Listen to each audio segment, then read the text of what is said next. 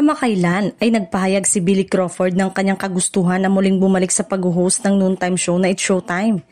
Isa ito sa mga kondisyon daw niya sakaling dumating ang oportunidad at muli siyang bumalik sa pag-host. Bilang isa si Billy sa original host ng kapamilya noontime show na It's Showtime. Nagtagal dito si Billy ng 7 taon bago siya nagdesisyong lisanin ang programa noong 2018.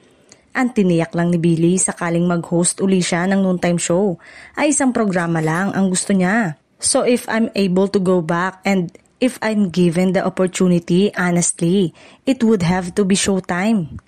Binalikan naman ng mga madlang people ang mga naging pahayag ni Vice Ganda na parang hindi niya inaasahan o gusto pang magkaroon ng magbabalik na host sa It's Showtime.